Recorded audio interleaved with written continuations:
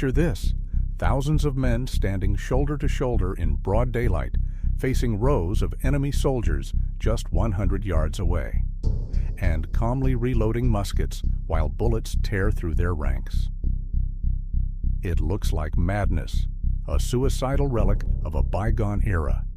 Why on earth would soldiers in the bloodiest war in American history, a war defined by railroads, telegraphs, and terrifying new weapons, fight like ancient Greek hoplites? The answer isn't stupidity, it's not blind tradition, it's a terrifying, razor-sharp logic born of brutal necessity. Forget everything you think you know. Those orderly lines weren't a death wish. They were a terrifyingly effective system of survival and domination. It was a deadly chess game where standing firm meant victory and breaking meant massacre. The truth involves shockingly inaccurate weapons, the primal fear of cavalry thundering out of the smoke, the suffocating chaos of the battlefield itself, and a psychological warfare so intense it broke men before the bullets even flew. This is the brutal, hidden calculus behind the Civil War's iconic, horrifying lines. Strap in. You're about to discover why soldiers marched into that storm. But before we begin, be sure to like and subscribe to our channel to support our community. Why did soldiers during the Civil War fight in rigid lines? The answer is more complex than you might assume. Alongside progress in firearms, both Union and Confederate forces heavily employed linear tactics throughout the American Civil War, contributing to unprecedented casualties and making it the deadliest war in U.S. history. The practice of organized formations and linear combat has been central to European military doctrine since antiquity. Whether discussing Alexander's Macedonian phalanxes, the disciplined ranks of Roman legions, or the interlocked shields of medieval infantry, whenever armies met in set-piece engagements, they invariably arranged themselves in lines or structured groups. The emergence of gunpowder weapons initially saw infantry marshaled into deep, square columns, combining pikemen and musketeers. This configuration facilitated movement as a single entity and offered balanced protection on all sides. The bayonet's widespread adoption eventually rendered pikes obsolete, establishing ranged infantry as the standard. Yet, even towards the close of the 1700s, echoes of older warfare styles persisted. Smoothbore muskets possessed little greater precision or distance capability than the slings and bows they superseded. The iconic Brown Bess, for example, was reliably effective only to about 100 yards, or 91 meters. Moreover, soldiers still depended on swords, bayonets, and lances for hand-to-hand combat. Innovations did occur, however, revealing that thin, extended lines offered superior advantages over deep, dense columns for maximizing the number of soldiers able to observe and engage a target. Formations shifted from being 8 ranks deep to just 2 or 3. Any greater depth made it hazardous and impractical for rear-rank soldiers to discharge their weapons effectively. The inherent imprecision of muskets stood as a primary factor driving the adoption of volley fire. Discharging an entire line's muskets simultaneously at one objective produced a saturation effect, ensuring enemy casualties. Consequently, military training relentlessly drilled soldiers to achieve the fastest possible reloading and firing rates. Often, the sheer quantity of projectiles unleashed determined the victor of an engagement. A regiment capable of delivering 4 volleys per minute held a distinct edge over one managing only 2 or 3. The reloading procedure itself necessitated soldiers remain upright to utilize gravity for pouring powder down the barrel. Troops were also packed tightly shoulder to shoulder within a confined space. This density maximized the number of muskets pointed towards the enemy at any moment, amplifying the formation's firepower. Combat during this period focused on psychologically overwhelming the adversary and compelling their retreat. Volley fire could devastate large segments of an enemy force, shattering morale and precipitating a disorderly flight. Linear engagements frequently resembled a high-stakes contest of nerve, each side waiting for the other to break and flee first. Volleys were commonly succeeded by bayonet assaults aimed at exploiting breaches in the opposing line and driving them into rout. Even though linear formations represented the most effective battlefield tactic available, the psychological ordeal endured by the individual soldier within such close order ranks was undeniable.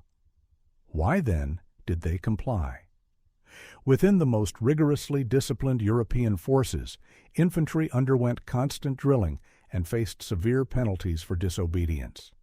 Prussian armies were especially feared for their harsh discipline, employing punishments like making the offender run a gauntlet between two lines of soldiers who struck him as he passed. American military leader and President George Washington also grasped the critical importance of professional officers and exhaustive drill.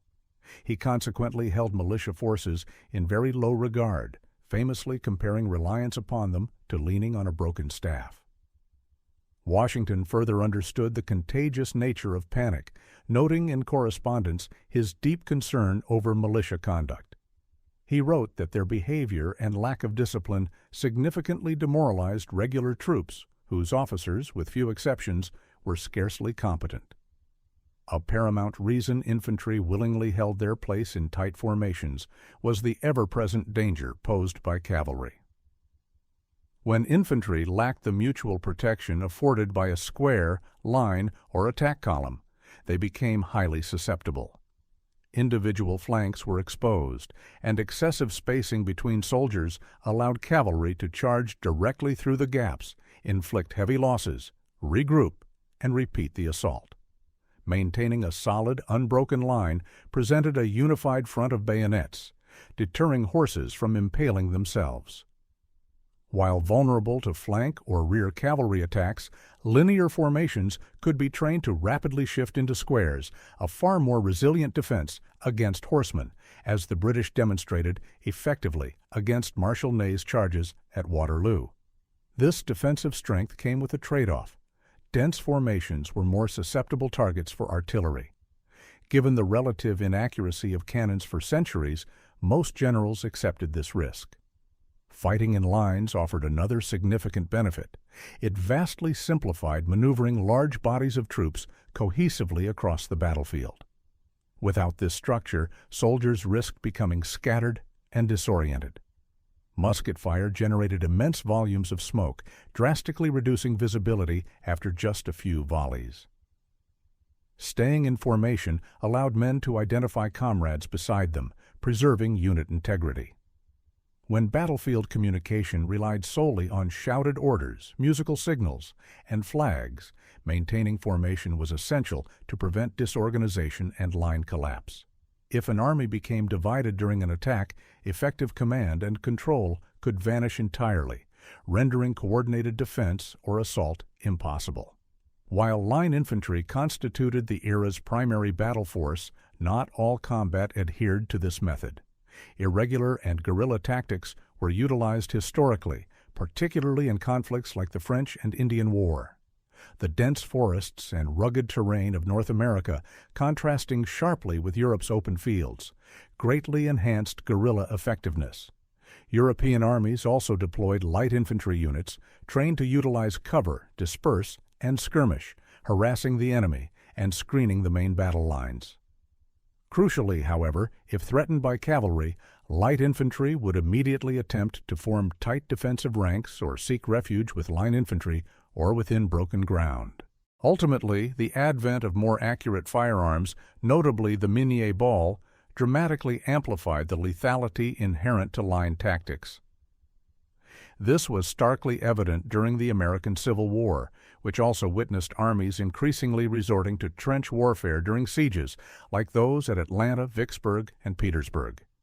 These new weapons could also disrupt cavalry charges at extended ranges, diminishing the battlefield dominance of both massed infantry formations and mounted units.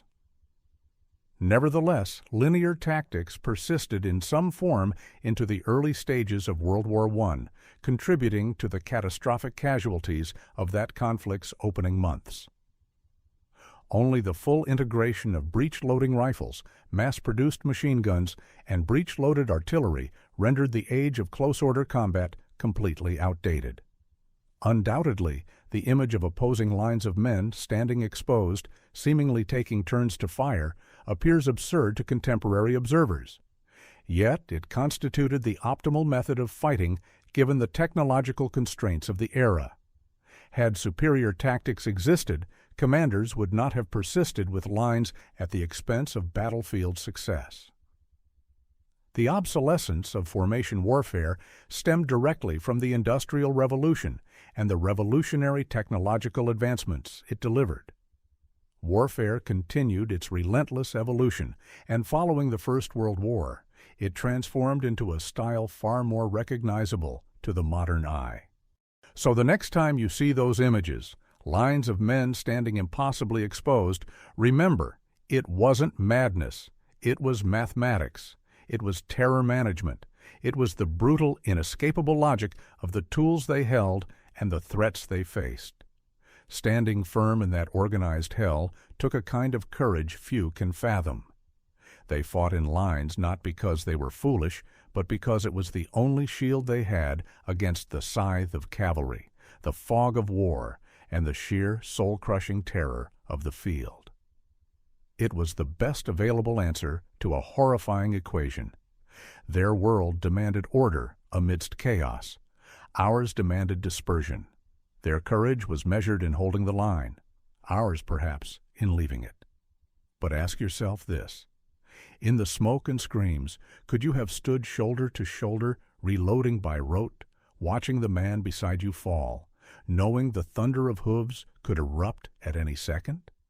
Could you have marched forward into that wall of bayonets? The Industrial Revolution didn't just change how we fought, it changed what courage looked like.